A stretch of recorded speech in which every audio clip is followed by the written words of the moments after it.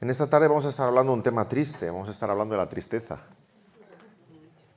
Y comentábamos en esta mañana del proceso de santificación, y en ese proceso de santificación la tristeza juega un papel principal.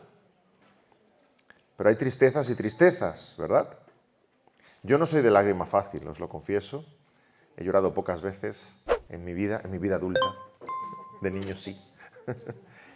Pero recuerdo algunas ocasiones muy en especial, y es cuando me emociono de felicidad. He visto nacer a mis 4 hijos y no he podido contener las lágrimas. Y también momentos tristes, enterrando un familiar, enterrando un ser querido. Y si tomaras las lágrimas en ese momento y las analizaras químicamente, dirías, son iguales. Ah, pero no son iguales, ¿verdad?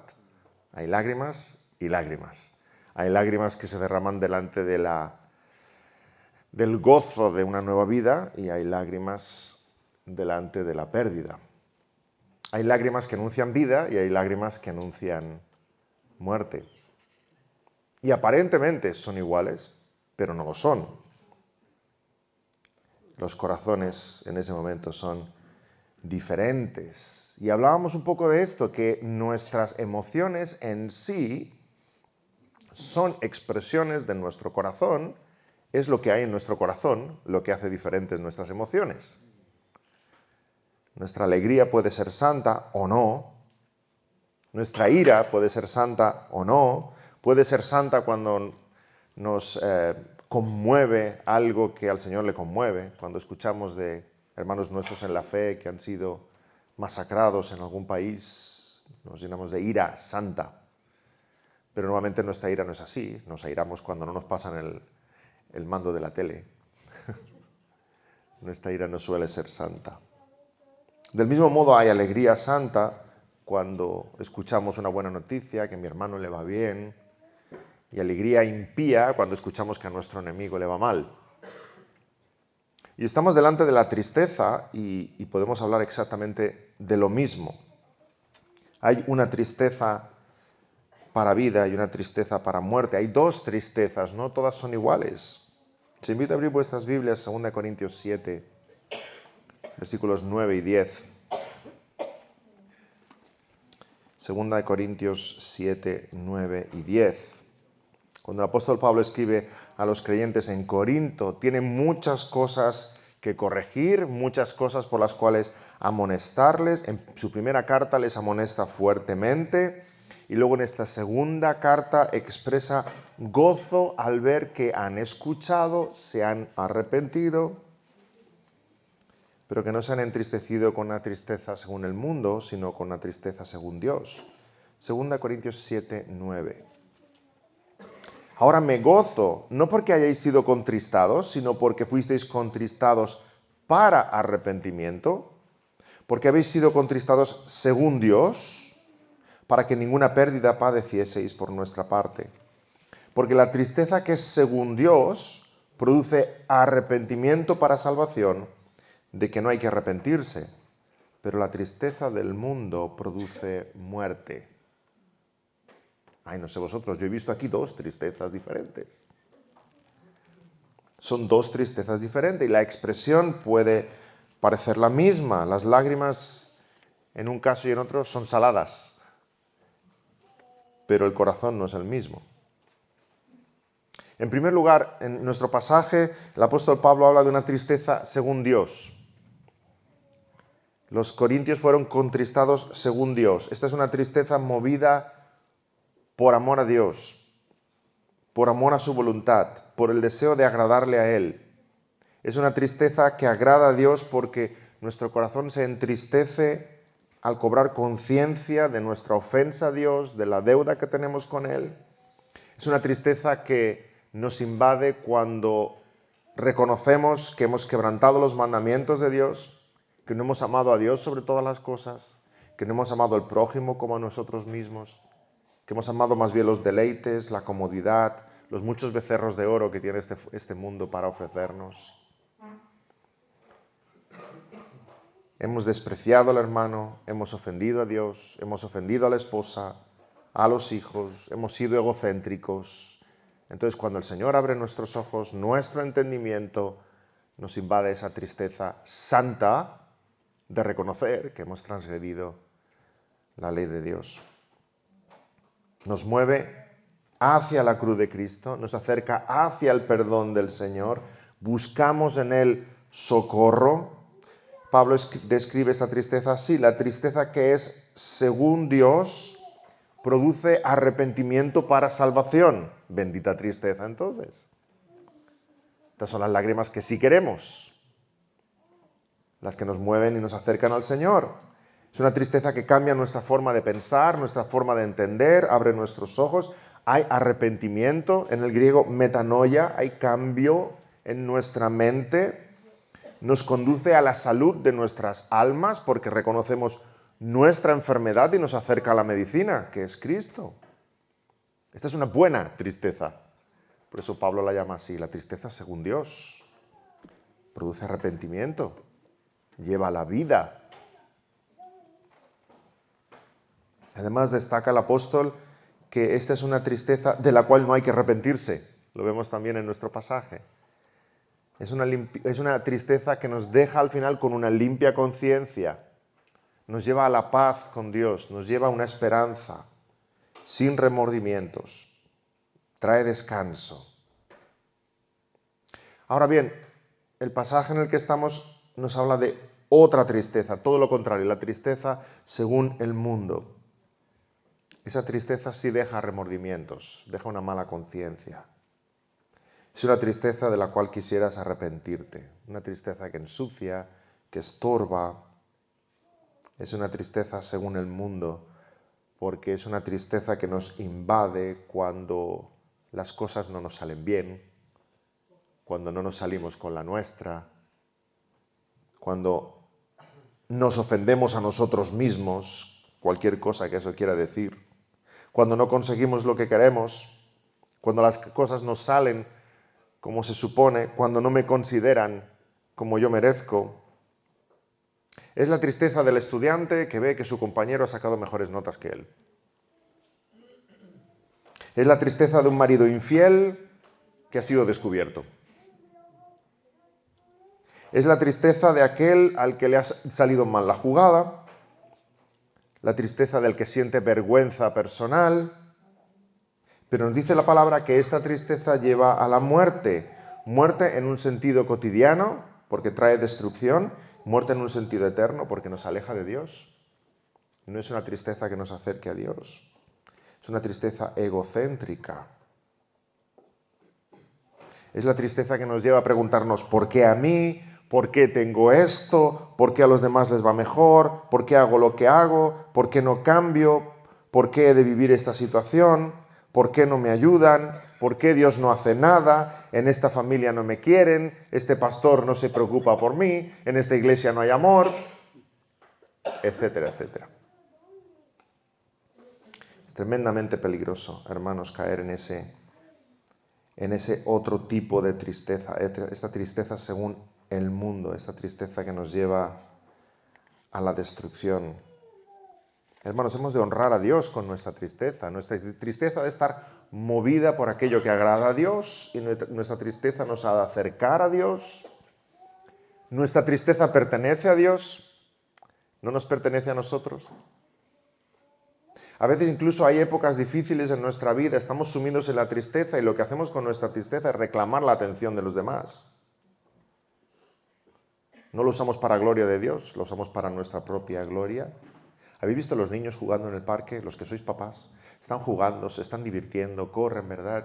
Y entonces el niño se cae de rodillas y el papá y la mamá dicen, no lo mires, no se ha hecho nada. Porque si lo miras, ¿qué pasa? Bueno, ya estamos listos. Si se cae de rodillas y levanta la mirada y ve que papá y mamá le están mirando a él, ¡guau!, explota en llanto, ¿verdad?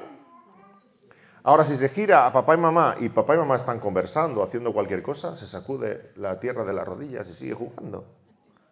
Y luego tú lo miras de reojo y dices, mucho daño no se hizo. ¿Sí? Pero a veces caemos en la tentación de usar nuestra tristeza y las circunstancias que puedan venir a la vida para pensar, qué bien, ahora estoy en un pedestal, los demás me están contemplando, voy a utilizar mis circunstancias personales para reclamar atención sobre mí. Y no es ese el propósito de nuestra tristeza.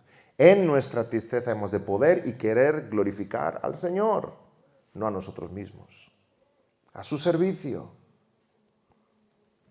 Cuidado con ese uso de la tristeza. Cuidado con la tristeza según el mundo. Escribe Kevin DeYoung: hay una diferencia eterna entre lamentarse y arrepentirse. Lamentarse es sentirse mal debido a pecados pasados, pero arrepentirse es alejarse de los pecados pasados. El lamento mira las circunstancias propias, pero el arrepentimiento mira hacia Dios. Así que deja de mirarte a ti mismo. Sea cual sea la situación en la que estés, mira al Señor.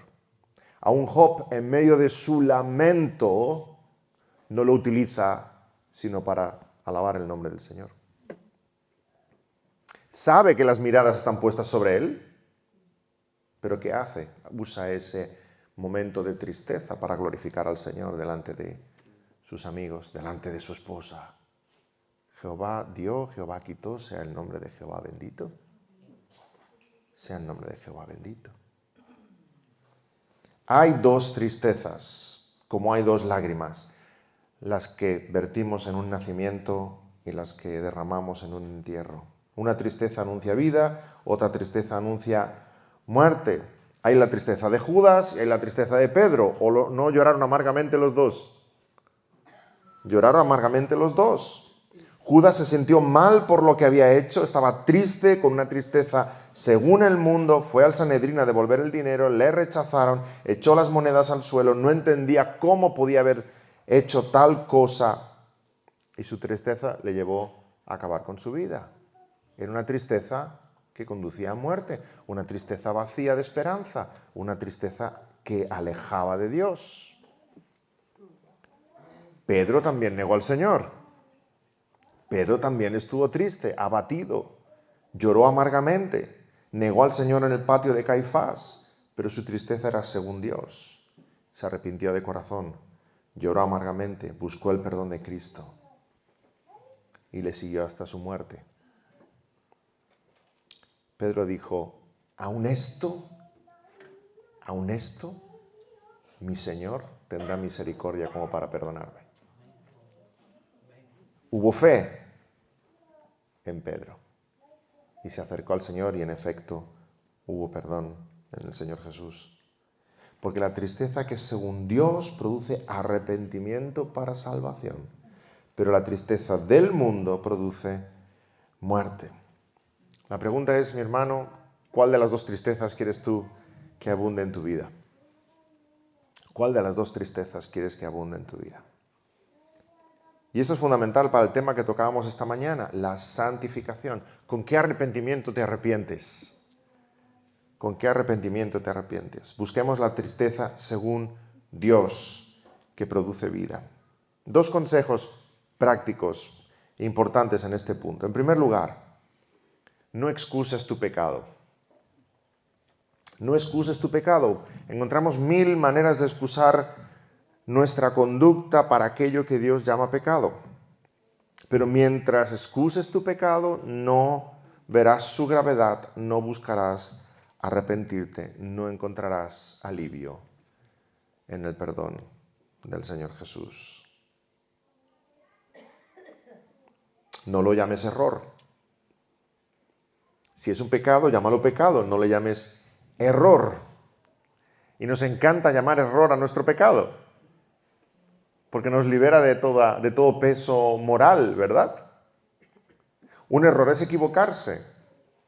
Un error es humano. Un error es cuando yo estoy escribiendo las notas de mi sermón y en vez de poner que Jesús lava nuestros pecados, poner Jesús lava nuestros pescados. Eso es un error. Se me ha ido el dedo y he puesto una letra de más. El error es amoral. El error está expresando simplemente que somos torpes. No hay más. Me he equivocado y he escrito tal cosa, ¿sí? Pero el pecado es diferente. El pecado es moral, el pecado es ético, el pecado es ofensa. El pecado no es error. El pecado hace mal. El pecado necesita perdón. Así que no llames error lo que Dios llama pecado. Son dos cosas diferentes. Un pecado es una ofensa contra alguien, contra tu prójimo, contra Dios. Y tenemos formas muy extrañas de pedir perdón. Nos acercamos muchas veces a nuestros pecados y lo que hacemos realmente es excusarlos como si fueran errores. Y eso no es pedir perdón. Decimos cosas como, me equivoqué. Si supieras lo que me cuesta cambiar. Es que tuve una familia tan mala. Es que con mi personalidad. Es que con la mujer que tengo. Si estuvieras en mi lugar. O como a veces me dice mi hijo Abraham, papá, ya sabes cómo soy. Y le digo, sí, hijo mío, ya sé cómo eres. Ya sé cómo eres. Tenemos formas extrañas de pedir perdón y no son formas de pedir perdón, porque lo que estamos haciendo es minimizando el pecado, excusando el pecado, llamándolo error. Y ya la más terrible de todas es cuando le decimos a alguien, mira, me sabe mal si te ofendiste por lo que hice o por lo que dije. Con lo cual lo que estás haciendo es echarle la culpa al otro. No llames error lo que Dios llama pecado. No llames enfermedad lo que Dios llama pecado. Hermanos, vivimos en una sociedad que al final el pecado va a desaparecer por completo porque todo, absolutamente todo se etiqueta como algún tipo de trastorno psiquiátrico, psicológico, etc. Ya no habrá pecados. Y podemos caer en la tentación de llamarlo como lo llama el mundo para excusar nuestra conducta. Pero si el Señor lo llama como lo llama, no lo llamemos nosotros enfermedad. Si la Biblia lo llama pecado, Dios tiene razón, sea Dios veraz y todo hombre mentiroso. No lo llames agorafobia cuando el Señor lo llama temor. No digas que eres un cleptómano cuando la Biblia pone que es un ladrón. No eres un alcohólico, eres un borracho. No eres un ludópata, eres un jugador que esperas que te toque el premio o la lotería para dejar de trabajar, lo cual es pereza, que también es pecado. Y estamos tan acostumbrados al lenguaje del mundo que cuando usamos palabras bíblicas nos suena incluso duro. Inmisericorde. Porque la terminología del mundo lo que hace es exactamente eso, excusar el pecado. Dejar a la persona libre de toda responsabilidad, una víctima. Pero hermanos, si el pecado es una enfermedad que no tiene cura, entonces no hay solución. Pero si llamamos al pecado por su nombre, hay una solución que se llama el perdón en el Señor Jesucristo. Recuerdo hace años el testimonio de un consejero allí en California, donde estudié en el seminario. Había un consejero que él vino para ser aconsejado años atrás y ahora estaba aconsejando a muchos. Vino por toda una serie de problemas en su casa y había ido a todos los psicólogos posibles, llegó a recibir consejería bíblica y ya las primeras sesiones le muestran la palabra, le muestran su conducta y aquello fue revelador para él. Explicaba así su testimonio, se puso en pie en medio de la sesión delante del consejero y dijo, no estoy enfermo, soy pecador. Pero lo dijo lleno de esperanza, fue liberador. Ahora entiendo lo que pasa en mi vida, tengo que arrepentirme de mis pecados y cambiar mi conducta y acudir a Cristo por su misericordia. Ahora sí hay luz, ahora sí hay esperanza. Y años después, hermanos, este hermano estaba aconsejando a tantos otros con la misma luz del Evangelio. Si lo llamamos como el mundo lo llama, estamos simplemente cavando un pozo de autoconmiseración, victimismo, desesperación, que no nos lleva a ninguna parte. Y no hablamos de pecado porque seamos morbosos, hablamos de pecado porque sabemos que tiene medicina, que tiene solución, que tiene respuesta, que tiene antídoto, que es el Evangelio de nuestro Señor Jesucristo. Así que en primer lugar, no lo llames error, no lo excuses. Si la palabra lo llama pecado, llámalo pecado. Y arrepiéntete. En segundo lugar, arrepiéntete. El pecado sí tiene cura. Por eso la palabra de Dios muestra el pecado y nos mueve hacia la medicina, porque en la gracia del Señor está la cura para nuestra alma. Toda la Biblia es un llamado al arrepentimiento. Ezequiel 18:30, convertíos y apartaos de todas vuestras transgresiones. Y así inicia también el Nuevo Testamento, cuando Juan Bautista está predicando y allanando el camino para el Rey de Reyes. Arrepentíos, porque el reino de los cielos se ha acercado. Y el mensaje del arrepentimiento es el que el Señor Jesús nos invita y nos envía a predicar. En Pentecostés predicó el apóstol Pedro, arrepentíos y convertíos para que sean borrados vuestros pecados. Y eso es el Evangelio, y cada vez hay menos Evangelio. Tristemente, en muchas iglesias evangélicas hay cada vez menos Evangelio. Arrepentíos y convertíos de vuestros pecados, para que sean borrados vuestros pecados. Hechos 3:19. El Señor Jesús expresa que hay gran gozo cuando un pecador se arrepiente. Lucas 15:7, os digo que así habrá más gozo en el cielo por un pecador que se arrepiente que por 99 justos que no necesitan de arrepentimiento. El arrepentimiento trae gran gozo a nuestro Señor. Y estarás pensando, sí David, pero lo que dices es para los incrédulos, ¿verdad? Los incrédulos se tienen que arrepentir y venir a Cristo. No, el mensaje del Evangelio sigue siendo el mismo para nosotros. Necesitamos constantemente arrepentirnos y venir a Cristo. El arrepentimiento no es algo puntual, de un día, de un momento, de un instante. Tal vez pienses, entonces, ¿cuántas veces me tengo que arrepentir? Dejad que ponga un sencillo ejemplo. Imaginad que estáis en el tren. Bueno, en mi caso, en Barcelona usamos mucho el metro. Casi no usamos el coche, como tomamos el metro para ir a algún lugar, volvemos en metro, sí. A veces me despisto en el metro, estoy leyendo o estoy haciendo WhatsApp, me paso de estación. El otro día me pasé 3 estaciones. Yo no sé dónde tengo la cabeza, ¿en dónde estoy ahora? Plaza Cataluña, madre mía. Y media vuelta. Imagina que estás en el metro y te pasas de estación, vas a un destino que no es el tuyo y te das cuenta, ¿sí? Entonces sales del metro, sales del vagón, pero te quedas allí de pie. Al cabo de un rato pasa un amigo tuyo y te dice, ¿qué haces aquí? Y dices, fíjate lo que me pasé, me equivoqué de sentido, me iba a una estación que no era la mía y me di cuenta y salí. Menos mal que me di cuenta y salí. Bien, ¿y cuánto rato llevas aquí? 1:30. ¿Pero hacia dónde vas? A casa. Pues, hijo mío, toma las escaleras, ves al otro, tienes que estar en el otro lado, es el tren que va para... Ay, gracias, hombre, por decirme. Bueno, tu amigo se va al trabajo, donde sea, y al cabo de un rato vuelve a las 2 horas y te encuentra en el otro andén. Y te dice, ¿aún estás aquí? Dice, sí, hombre, tú me dijiste que fuera al otro lado. Pero llevas 2 horas aquí. Sí, aquí de pie. Tú me dijiste que era el lado incorrecto, que me fuera al otro lado. Sí, claro, pero ahora toma el tren que va para casa.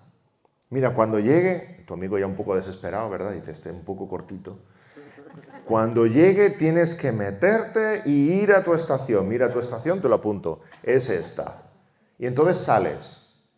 Y tu amigo piensa, no, si dentro de una semana me lo encontraré, pero en el otro andén. Sales, pero subes la escalera, sales a casa, mira tu dirección, te la apunto. Llegas aquí, sacas las llaves del bolsillo, abres la puerta de casa, saludas a tu esposa, a tus hijos y cierras la puerta. A menos lo dejo en casa. Equivocarse supone todo eso como arrepentimiento. Arrepentimiento no es salir del andén y quedarse de pie. Y algunos tienen este concepto del arrepentimiento en la vida cristiana. Sí, yo ya me arrepentí, hace 20 años me arrepentí de mis pecados. Arrepentirse es todo el proceso que hemos descrito. Arrepentirse es una cuestión cotidiana. Al final, hermanos, arrepentirse no es algo que haces una vez. Toda la vida te estás arrepintiendo. Porque no basta con salir del tren que va a la destrucción. No basta con salir del tren de Satanás que va a la muerte y al infierno.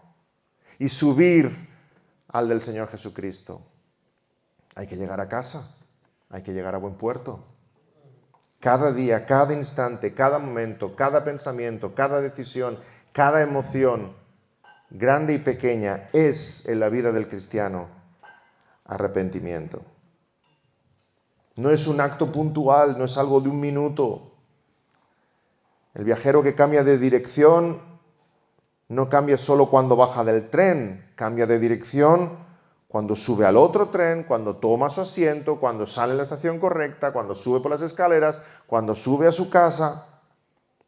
Y repito, hay mucha mala teología que dice que el cristianismo y la conversión y el arrepentimiento se deciden en un solo instante, es cuestión de un solo día. Estamos hablando de un proceso, por eso conectamos con el tema anterior de la santificación. Hay arrepentimiento en la conversión, pero sigue habiendo arrepentimiento todos los días de la vida cristiana. Toda la vida cristiana es un camino de arrepentimiento. Dice la primera de las 95 tesis de Martín Lutero, la primera: nuestro Señor y Maestro Jesucristo deseó que toda la vida de los creyentes fuera arrepentimiento. La primera de las 95 tesis de Martín Lutero. Así que hay arrepentimiento cuando dejas los placeres del mundo. Hay arrepentimiento cuando decides obedecer a tus padres. Hay arrepentimiento cuando abandonas la autocomiseración.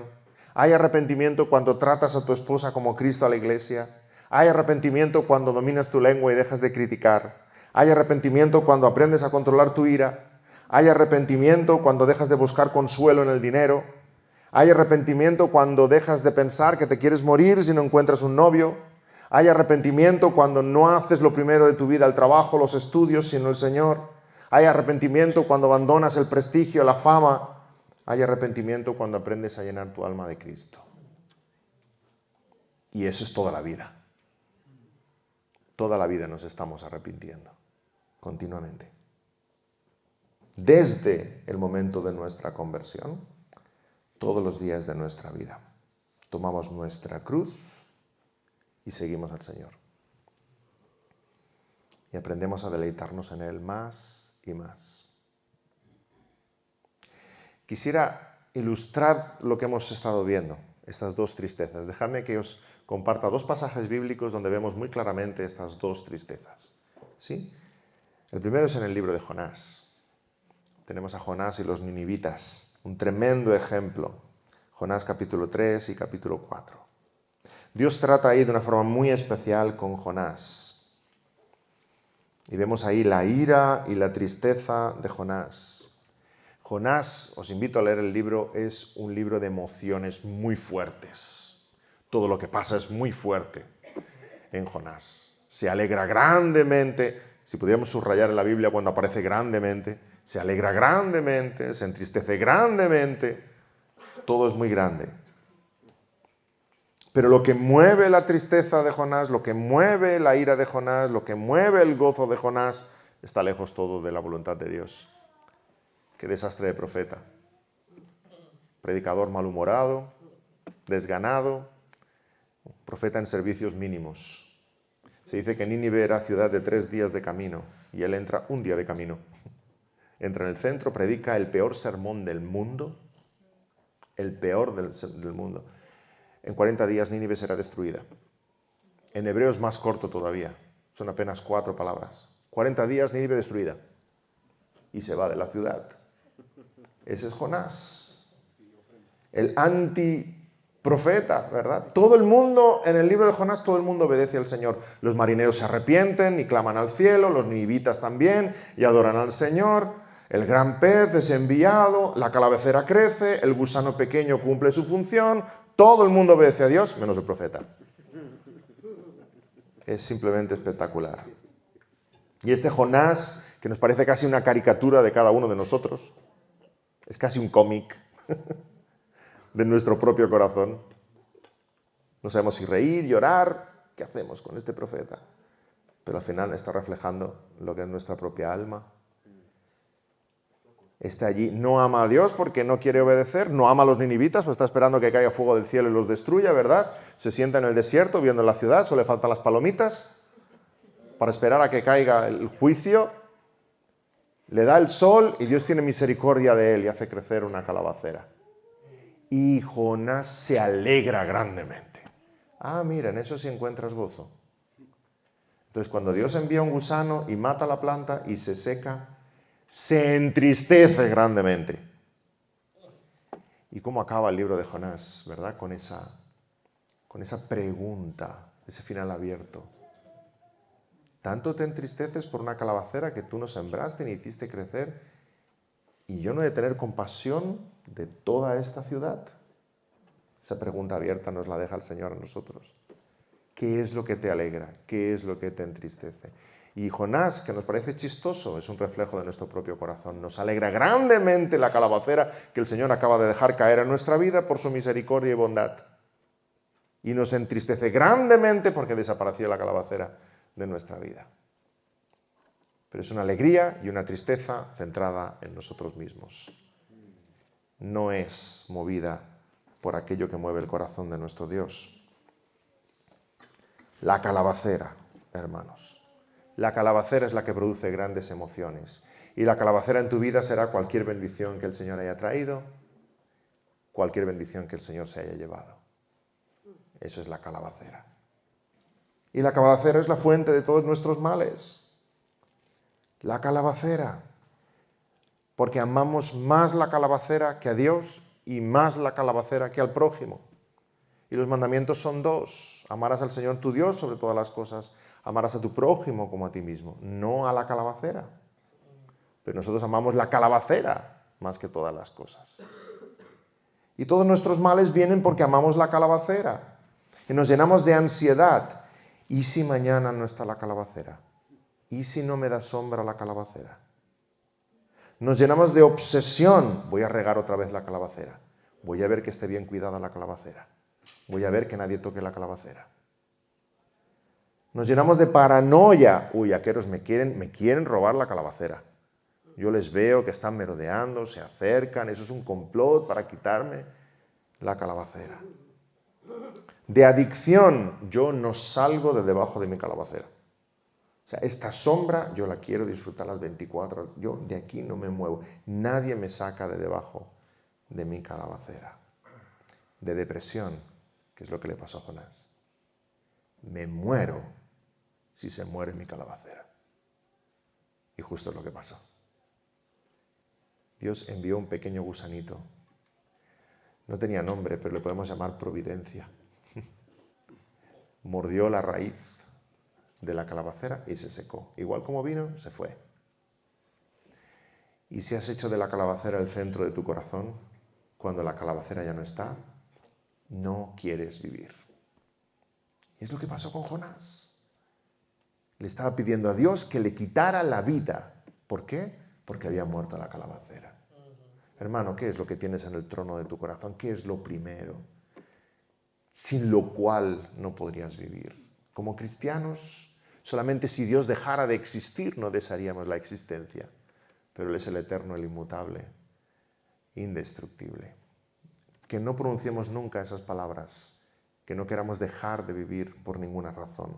Él es nuestra vida. Qué contraste la tristeza de Jonás con la tristeza de los ninivitas. Gente impía, malhechores, idólatras. Y cuando llega Jonás con ese sermón pésimo, el peor sermón de la historia, el mayor resultado de la historia. Fíjate qué ejemplo de la soberanía del Señor. El peor sermón de la historia. No vino con técnicas evangelísticas, no. El peor sermón de la historia, Dios lo utilizó para convertir una ciudad completa. Qué contraste tan grande. Rasgaron sus vestiduras, clamaron al cielo, llenos de duelo, se arrepintieron. Jonás 3:8. Clamen a Dios fuertemente y conviértase cada uno de su mal camino, de la rapiña que hay en sus manos. Clamaron al cielo buscando la misericordia de Dios. Dios respondió y perdonó la ciudad. Y aquí vemos las dos tristezas. Hermano, huye de la tristeza de Jonás. Contágiate de la tristeza de los ninivitas para salvación. De nuevo, las dos tristezas las vemos en otro pasaje conocido, Lucas 15, el hijo pródigo y su hermano. Otro poderoso ejemplo de estas dos tristezas y una radiografía del arrepentimiento verdadero en esta parábola. El hijo pródigo le pide a su padre parte de la herencia, con lo cual está diciendo, mira papá, para mí has muerto, dame lo que me corresponde. Y se va y lo malgasta con sus amigotes de forma desordenada en una tierra lejana, pero cuando se acaba el dinero es abandonado por sus amigos, acaba trabajando en una pocilga, mendigando las algarrobas de los cerdos, recapacita y decide pedirle perdón a su padre. Y aquí vemos la tristeza santa, la tristeza según Dios, y vemos también la tristeza del mundo. ¿Dónde vemos la tristeza del mundo? En su hermano mayor, que cuando llega arrepentido está malhumorado, no quiere entrar en la fiesta, se queda afuera, el padre tiene que salir, ¿y por qué no entras a la fiesta? Bueno, por él, con lo mal que se ha portado, tienes fiesta, y yo que siempre te he servido aquí. Vemos ahí en el hermano mayor esta mala actitud, esta tristeza egocéntrica. Pero en el hijo pródigo arrepentido vemos aquí una radiografía de lo que es el arrepentimiento verdadero. Dice el texto en Lucas 15, 17, volviendo en sí, hay un cambio de mentalidad. Volviendo en sí se dio cuenta de dónde estoy, de la ofensa al Padre. No quiso estar donde estaba, quiso estar en casa del Padre. Decidió pedir perdón, quiso cambiar. Primero un cambio interior, un cambio de mente, volviendo en sí, pero acto seguido un cambio en su conducta, hubo un fruto, un cambio verdadero. Empieza cuando no solo reconoces que tienes que cambiar, sino te pones en marcha en la dirección correcta. Así que en primer lugar, arrepentimiento supone salir de una ceguera del pecado, de una oscuridad que no nos deja ver. Y hasta que no llega ese arrepentimiento sincero, no vemos nuestra culpa. La culpa es de todos los demás, hasta que el Señor nos hace volver en sí y ahí empieza el cambio verdadero. Ese cambio de mentalidad produce las emociones correctas. Hay una tristeza en este hijo pródigo, pero una tristeza que lleva a la vida, que lleva al perdón, que lleva en la dirección correcta, que le impulsa a ir a la casa del Padre. Y va al Padre, no soy digno de ser llamado tu hijo. Reconoce las consecuencias de sus acciones. Está abatido, avergonzado, humillado, y así es como el Señor quiere que nos acerquemos a Él. Que hay un cambio de actitud en nuestro interior y un cambio en nuestras acciones, un cambio en nuestras palabras. Dice el Salmo 51, 17, el corazón contrito y humillado no despreciarás tú, oh Dios. Dice el Señor Jesús, aquel que viene a mí, yo no le echo fuera. Así que vayamos a Cristo con esta actitud de humildad, de quebranto, reconociendo nuestro pecado, nuestra transgresión. Cambio de mentalidad, cambio en nuestras emociones, una tristeza según Dios, una tristeza que produce arrepentimiento, una tristeza para vida, una tristeza que nos acerca a Él, la medicina del alma. Y hay una confesión en sus labios. Recordamos la confesión de David en el Salmo 51, después de cometer adulterio con Betsabé y arrepentirse. Versículos 3 y 4. Porque yo reconozco mis rebeliones y mi pecado está siempre delante de mí. Contra ti solo he pecado y he hecho lo malo delante de tus ojos. Con transparencia, con nobleza, con sinceridad. No es una confesión decir lo siento. No es una confesión decir no era mi intención. No es una confesión decir siento que te hayas ofendido. No es una confesión decir bueno ya sabes cómo soy. Todo eso son excusas. Confesar en el griego homologeo, decir lo mismo que. Decir lo mismo que. Lo que Dios dice de mí, yo confieso. Y confesar significa, Señor, lo que tú dices de mí es verdad. Estoy de acuerdo contigo. Es verdad. El hijo pródigo se acerca al padre y le dice, Padre, he pecado. No hay excusas. No hay excusas. He pecado contra el cielo y contra ti. Y si pecas contra Dios, confiesa tu pecado a Dios y recibe el perdón de Dios.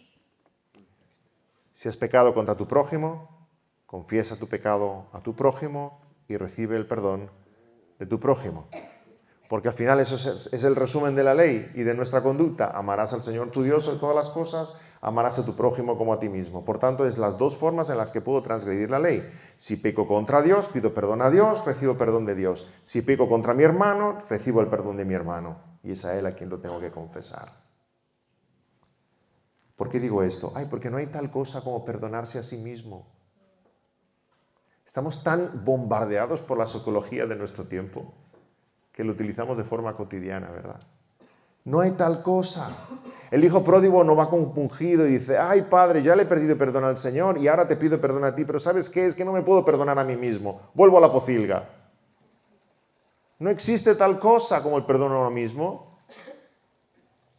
Porque la ofensa es contra Dios o la ofensa es contra el prójimo. Por tanto, es de ellos de quienes hemos de pedir perdón y recibir perdón. Perdonarse a sí mismo no es más que una expresión más de nuestro orgullo. No, ya sé que tú me perdonas, te lo agradezco. ¿Cuántas veces hemos visto esto? Y ya sé que sí, ya he pedido perdón al Señor muchas veces, pero es que yo no puedo perdonarme a mí mismo. O sea, te estás poniendo tú por encima de tu hermano y por encima del trono del soberano del cielo que te expresa su perdón en la palabra. No es más que otra forma de orgullo.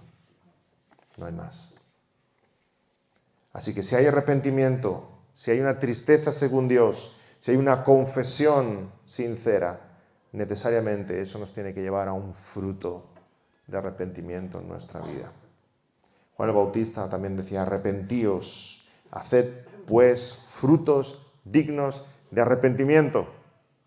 El arrepentimiento auténtico se ve en frutos de arrepentimiento.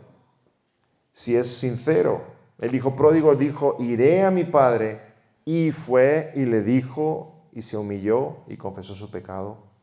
Y a continuación expresó su deseo de restaurar los daños. Hazme como uno de tus jornaleros. Hazme como uno de tus jornaleros. Sé que te he ofendido, sé que me he llevado mucho dinero, sé que lo he malgastado, sé que te debo muchísimo. Hazme como uno de tus jornaleros y yo te lo pagaré. Yo quiero restaurar. Sabemos que es imposible restaurar esa deuda, ¿verdad? El padre no se queda pensativo y dice, ¿sabes qué buena idea? Sí, yo creo que si te tengo fregando platos los próximos 50 años, a lo mejor puedes pagar la mitad de lo que has malgastado. Ahí vemos la gracia del Señor ilustrada en esta parábola. El padre dice, mi hijo estaba muerto y ahora vive. Qué contraste, hermanos. El hijo es el que le dice al padre, dame la herencia. O sea, el hijo considera al padre como muerto y es él el que se va y es él el que en realidad estaba muerto. Y cuando vuelve, el padre dice, mi hijo ahora vive. Celebremos. Celebremos. Cuánta gracia, cuánta misericordia. Pero hay un acercamiento de este hijo. Hay no solamente un quebranto, no se queda donde estaba, hay un fruto de arrepentimiento. Vemos también lo mismo en la conversión de Zaqueo. Hay un deseo de restituir, hay un fruto de arrepentimiento. Sabe que ha hecho un daño. Zaqueo era publicano, recaudador de impuestos, y sabemos que los publicanos, además de cobrar los impuestos, se quedaban para su bolsillo, además de la traición de ser amiguito de los romanos. Eran gente despreciable. Zaqueo, como recaudador de impuestos, conoce el Evangelio y le dice al Señor, Lucas 19:8, he aquí, Señor, la mitad de mis bienes doy a los pobres, y si en algo he defraudado a alguno, se lo devuelvo cuadruplicado. ¿Y qué dice aquí el Señor Jesús? Jesús dijo, hoy ha venido la salvación a esta casa. Y no es que Zaqueo hiciera buenas obras y por sus obras ahora merece la salvación. No es eso. Sino que esas obras de Zaqueo estaban mostrando que verdaderamente había venido la salvación. Había un fruto de arrepentimiento en su vida. Y la restitución muestra que ese arrepentimiento es sincero. La pregunta es cómo tú y yo vamos a restituir la ofensa que hemos cometido contra Dios. Ay, nos acercamos al Padre y le decimos como el hijo pródigo, tenme como uno de tus jornaleros, Señor. Hay algunos quieren refugiarse ahí, ¿verdad? Algo puedo hacer para pagar mi ofensa contra Dios. Pero el Señor lo que hace es recibirnos en un banquete, en una fiesta, recibirnos y darnos a entender su inmensa gracia y misericordia. Hermanos, que haya entre nosotros ese sincero arrepentimiento y esas lágrimas según Dios.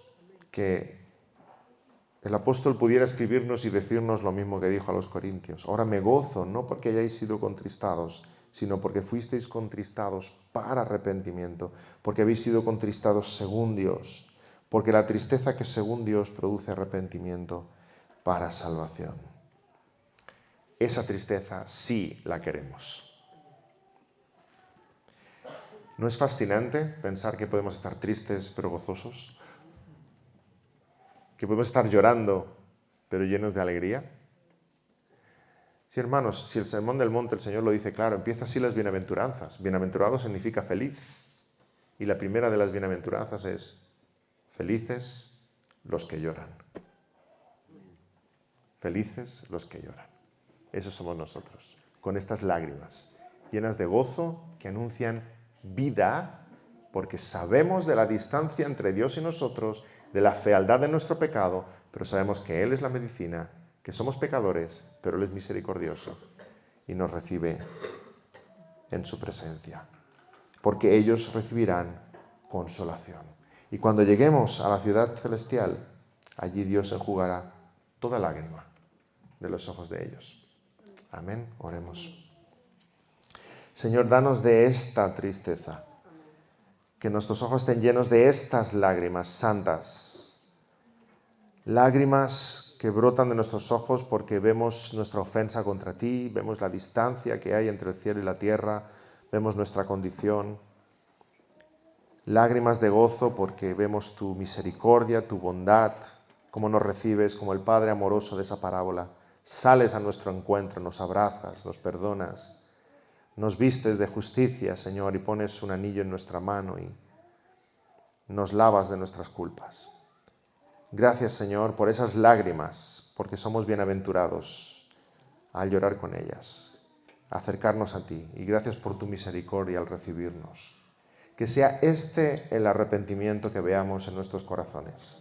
Que nuestra vida sea toda una vida de continuo arrepentimiento, conformando nuestra vida y nuestro pensamiento a tu palabra, a tu voluntad.